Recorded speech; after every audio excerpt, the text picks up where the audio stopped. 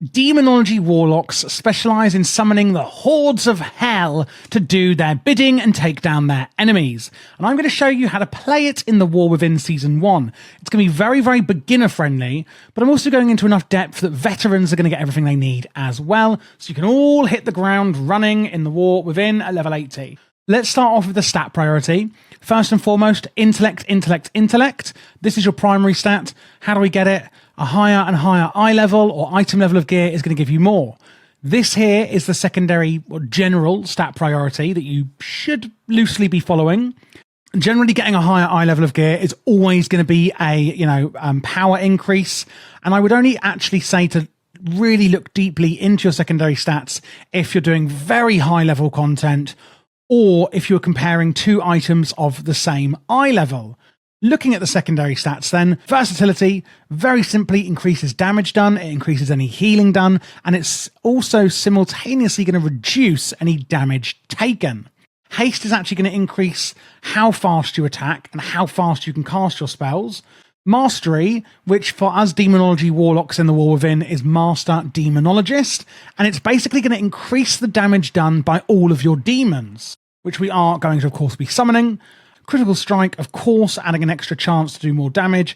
Now that we've been through those, let's take a quick look at our set bonus in Season 1, which is the Rites of the Hexflame Coven for Demonology Warlocks. Your primary demon deals 5% increased damage, and your Shadow Bolt damage is increased by 50%, which is huge.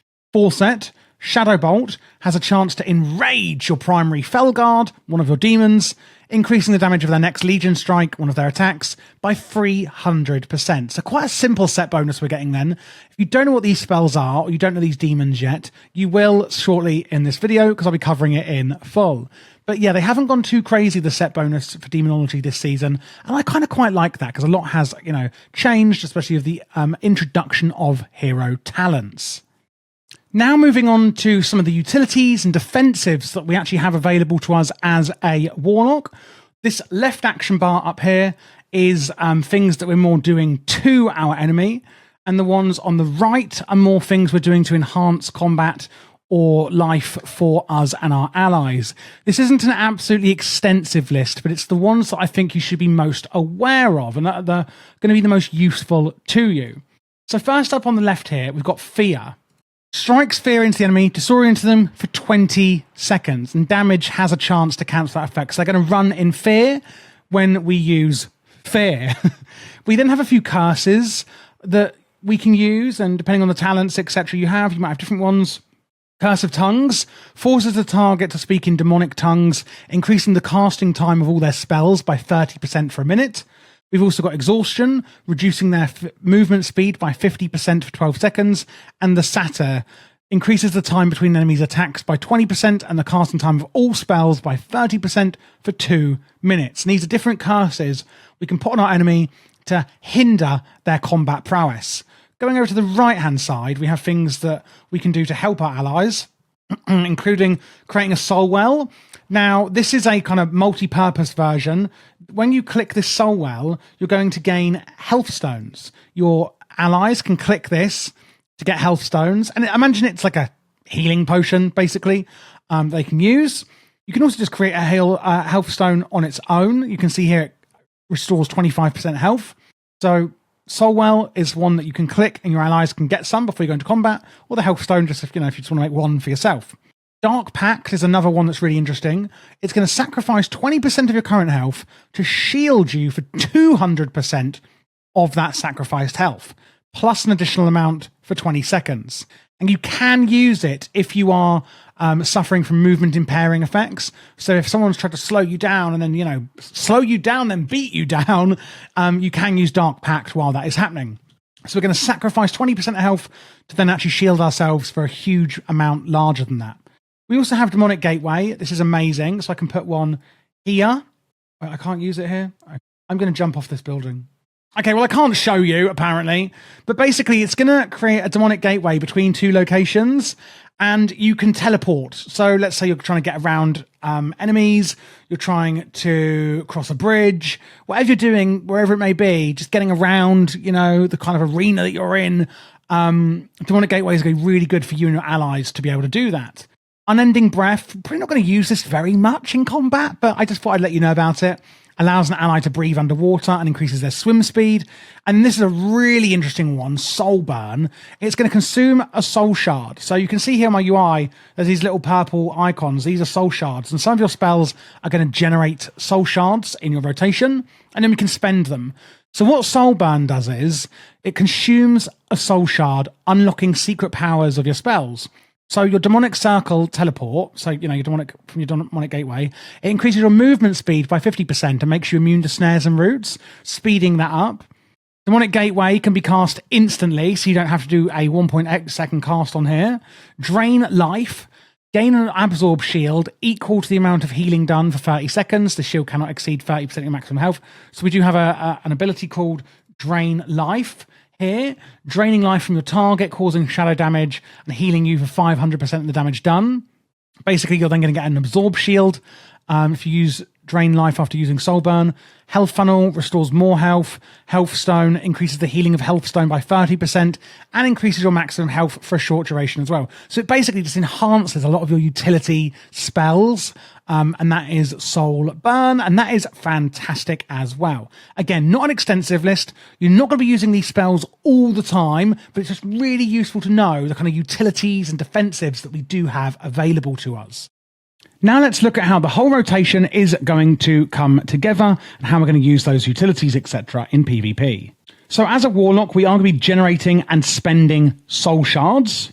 And we've got a few abilities here, especially when we go in that are generating them. But before that, what I want you to do is use a Demonic Gateway way away so that we can teleport between them and get away from our enemies when needed. And the same thing with Demonic Circle. Summoning the Demonic Circle for 15 minutes, which you can teleport to, removing all movement slowing effects. Put this around a pillar, etc., to get out of line of sight from your enemy if you can.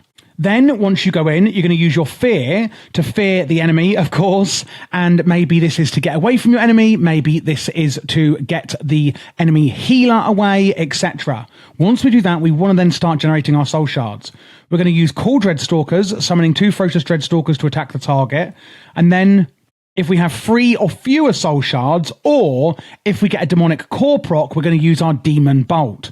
And right on time, there is the proc. You can see here the cast on a Demon Bolt is reduced by 100%, and therefore it is absolutely instant when you see those procs. Then, once we've got 3 or more soul shards, Demon Bolt will generate 2 of them, by the way, out of the maximum of 5. We can then use Hand of Gul'dan to spend them. That will spend 3 soul shards. Calls down a demonic meteor full of imps, which burst forth to attack the target. Deals up to X amount of shadow flame damage on impact to all enemies within 8 yards of the target, and summons up to 3 wild imps. Then after that, we can use our Demonic Strength, infuse your Felguard with Demonic Strength and command it to charge your target and unleash Fellstorm that will deal 300% increased damage. So on your Summon Demon, do then summon your Felguard, and we can actually summon another one with the Grimoire Felguard here. So don't get that twisted and confused. We still can summon a proper Felguard, as you can see. Then if we go into the burst damage we're going to be doing, I want you to summon your Charhound, then summon your Dreadstalkers, then use your Felguard, but this is going to cost a soul shard, so you do want to be kind of maxed out on your soul shards before you do this, as Demon Bolt without a proc is a very long cast time, as you can see here. Then get your Felguard out, and then summon Demonic Tyrant. You have to do your Demonic Tyrant after your other demons. The reason for this is it's going to empower your other demons. It increases the duration of all your demons up to 15 of your wild imps by 15 seconds. And Demonic Tyrant increases the damage of affected demons by 15% as well. So you want to make sure you get that one out last. Then we can use Demonic Strength, infusing your Felguard with strength like I just explained. And then we're going to be spending our soul shards on Hand of Gul'dan and then regaining them with Demon Bolt and using Shadow Bolt as a filler. That will also generate 1 soul shard as well. So when you don't get your Demon Bolt procs, use Shadow Bolt and then spend the soul shards with Hand of Gul'dan. And that pretty much there is the burst rotation. When your cooldowns are on cooldown, you can pretty much do the same thing with Shadow Bolt, Demon Bolt, and Hand of Gul'dan while you're waiting for these to come off and using your fear. Now, for the utilities, we have Dark Pact, sacrificing some of your own health to then create a much bigger shield on yourself. We've got Soul Burn, which is a really interesting one. It's actually going to empower some of your utility spells, like your Teleport and Gateway. Gateway can be cast instantly, Teleport increases your movement speed after, and Health Stones increase the healing of your Health Stone by 30%. We've got Unending Resolve, reducing all damage you take and granting immunity to interrupt, silence, and pushback effects. Fear, of course, fearing the enemy. Mortal Coil, horrifying an enemy target into fleeing and incapacitating them for 3 seconds and also healing you. Axe Toss is where your Felguard hurls its weapon, stunning and interrupting your enemy. Curse of Exhaustion massively reduces their movement speed. Curse of Tongues increases the casting time of spells. And Curse of Weakness increases the attack time between your enemies' attacks. So you've pretty much got your opener there, your sort of general mini rotation, and then your cooldowns which go into it, which make it into your burst period, or burst window. For the PvP talents, I would go with Master Summoner, reducing the cast time of your Cool Dreadstalkers, Vile Fiend, and Summon Demonic Tyrant, and reducing the cooldown of Cool Dreadstalkers by 5 seconds. Basically, when you go into that burst window, you can get it all out so much quicker, then getting your Tyrant out to making sure they're doing more damage for even longer. I then like Never Ward, surrounding the cast of a shield that reflects all harmful spells for a few seconds. Great if you're up against a caster and they're going into their burst window. And then I also like Soul Rip because it's kind of chaotic. Fracture the soul of 3 target players within 20 yards into the shadows, reducing their damage done by 25% and healing received by 25%. Souls are fractured up to 20 yards from the player's location, but they actually have to like run and get their souls to cancel the effect, which is phenomenal. So in this build, we're going for the Soul Harvester hero talent tree, which basically where there's a demonic soul inside you and you're flinging it out into other people, sucking out their souls and harvesting them. That is literally what this hero talent tree is. So we start off with demonic soul. A demonic entity now inhabits your soul. Oh dear. Allowing you to detect if a soul shard has a succulent soul when it's generated. What is a succulent soul? What does it do? Well, it empowers your next hand of Gul'dan, increasing its damage and unleashing your demonic soul to deal more damage. Basically, some of our soul shards are now going to be succulent. We've got a demonic soul in us, and we're going to be doing more damage. It's all really passive, and I love it. Shadow Bolt damage is increased, and Power Siphon increases the damage of Demon Bolt by an additional amount. Here, I like to go for friends in dark places. Dark Pacts now actually shields you for an additional 50% of the sacrificed health, which is huge. Damage dealt by your demonic soul is increased. Consuming demonic core feeds the demonic entity within you, causing it to now deal more damage to its target. On the middle, we've got Soul Anathema. Unleashing your demonic soul bestows a fiendish entity onto the soul of your target, dealing damage over 10 seconds. If it's reapplied, any remaining damage will be added to the new one. This is basically single target versus AoE, Feast of Souls. When you kill a target, you have a chance to generate a soul shard that is guaranteed to be succulent. And Shared Fate, when you kill a target, its tortured soul is flung into nearby enemies and it does AoE damage. So again, AoE versus single target there. Quietus, Soul Athenea, damage is increased and deals it faster, and consuming demonic cores activates Shared Fate or Feast of Souls, which is the above talent. On the right, we've got Demonic Fervor. Your demonic soul deals more damage to the main target of Hand of Gul'dan, just passively increasing our damage there. Gorfiend's Resolve basically gives more mana and health to whoever's being resurrected by your soul stone. And then Satiel's Violation. Wild Imp damage is increased. Wild Imps that are imploded have an additional chance to grant a demonic core. And lastly, Shadow of Death. Your Summon Demonic Tyrant is empowered by the demonic entity within you, causing it to grant 3 soul shards that each contain a succulent soul. So it's all very passive. I love the fantasy behind this. It's absolutely rotten to the core. It's actually really awesome. And yeah, there's some good utility with the, some utility with the soul stones, but mainly it's all just quite passive and it's just empowering our already, cool rotation. And there's no added complexity to it, which I really, really like. It's quite beginner friendly and it's fun for veterans too. I think it's a really, really good hero talent. Now moving on to the consumables and also the enchants. So I'm starting off with the enchants here. So one thing you're going to notice is these Nerubian Gem Weavers. These are what you get in your vault every week to add sockets to your gear, and you can now add a socket to your head, wrist, and waist. You'll also see there's Magnificent Jeweler's settings. Basically, this is for adding sockets to your gear as well. In Dragonflight, you could add or have up to 3 sockets on your neck. But now in the War Within, you can have 2 on your neck, 2 on each ring as well for 6. 6 magnificent jeweler settings. And I really like this change. Now looking at the end chants we're having, on our cloak, it's the chant of Winged Grace, which is avoidance and fall damage protection. Crystalline Radiance on the chest is primary stat. Armored Avoidance is avoidance. Spellthread, this gives on the legs intellect and stamina. Scout's March gives movement speed. And then we're going to add Critical Strike on both of our rings. Stonebound Artistry, this gives you a chance for... I think it's Mastery. Oh my God, I've forgotten. Yes, it gives you Mastery. I've nearly learnt them all off by heart. You can also go for the Authority of Radiant Power, which will just give you a flat intellect buff as well. So up to you on those two. On the consumables, I would go for the Flask of Alchemical Chaos. Basically, this is actually quite an interesting one. It's going to give you a massive amount of secondary stat. I think it's like 7,000 or something, but it's going to take off 600 of your other 2 secondary stats, and this will rotate every 30 seconds. You could also just go for a Flask of Tempered Versatility for a little bit less DPS, but more kind of overall survivability. The Everything Stew is an option on the food, giving you a secondary stat, or you can just go for the Feast of Divine Day or Midnight Masquerade, pretty much giving you primary stat instead. Tempered Potion, this is going to give you secondary stats as well. Algari Healing Potion is obviously your healing potion. Mana Oil gives you crit and haste. And then Crystallized Augment Rune, which are going to be very expensive, but it will give you a small amount of primary stat as well. Then on the sockets, we're going to be using a Culminating Blasphemite.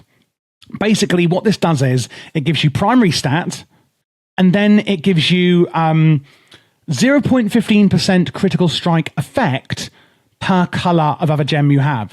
So if you've got 1 ruby, 1 sapphire, 1 emerald, and 1 onyx, you're going to get 0.6% critical effect. Whereas if you've got all rubies, you're only going to get 0.15%. So you need to use different colored gems.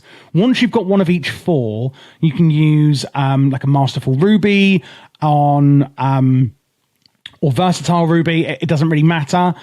You could use whatever you kind of want after that, depending on what secondary stats you're needing at that point. But I would probably sim your character at that point once you've got more than 4, depending on the gear you get, to see exactly what stat would actually benefit you the most. But TLDR, make sure you've got at least 1 of each coloured gem on your gear so that your Culminating Blasphemite can get its full potential.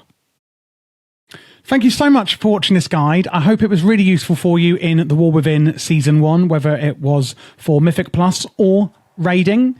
If you do have any questions, I'll be happy to help. My Patreon is in the description below, and that is where you can find my LVUI profiles, which I'll show you in a second. And also, I'm putting together a huge macro list for every single spec that's going to be really useful for you in The War Within as well. I am doing all classes and specs for The War Within, so if you are new to the channel, then please do click this playlist here to check out what else I have, which is all of them.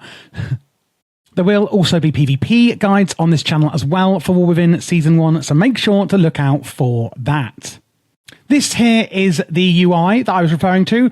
As you can see, we've got target frames, etc., left and right, and raid frames go in the middle here, and then weak auras in the middle with an action bar down here. Chat is behind where my camera is. Minimap and details, etc., are here on the right.